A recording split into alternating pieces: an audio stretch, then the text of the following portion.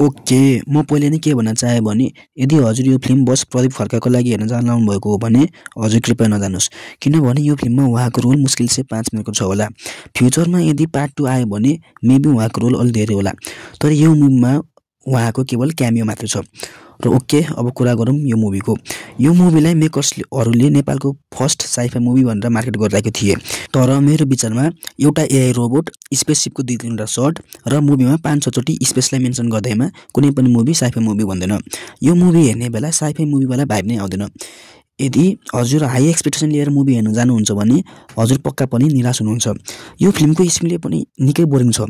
स्क्रिनमा random सिनहरू play भइरहेको जस्तो महसुस हुन्छ। न त प्रोपर ट्रान्जिसन छ, न एक सिन अर्को सिनसँग कनेक्ट भएको महसुस हुन्छ। मुभीले हजुरलाई कुनै पनि क्यारेक्टरसँग कनेक्ट नै गर्न खोज्दैन। हजुरले मुभी हेर्दा हजुरलाई कुनै पनि क्यारेक्टरको लागि फिल नै हुँदैन। क्यारेक्टर्सको डेथ हुँदा पनि न त हजुरलाई त्यो क्यारेक्टर त्यसको इम्पोर्टेन्स महसुस हुन्छ, न त क्यारेक्टरको डेथले मुभीमा कुनै इम्प्याक्ट पार्छ।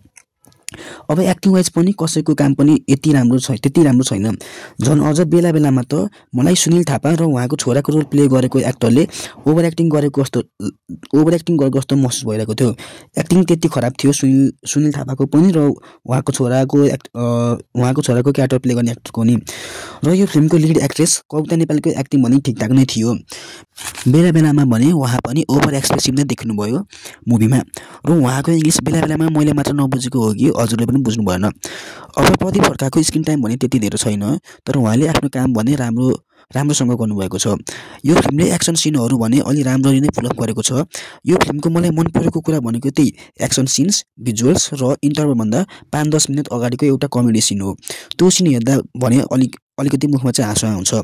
नत्र ओभरअलमा भन्ने हो भने यो मुभी न त साइफाई मुभी हो, न त यो मुभीको स्क्रिन प्ले राम्रो छ, न यो मुभीले क्यारेक्टर्सलाई प्रपरली फोकस गर्छ, तर यो मुभीले भने पार्ट 2 लाई चाहिँ सेटअप गर्छ।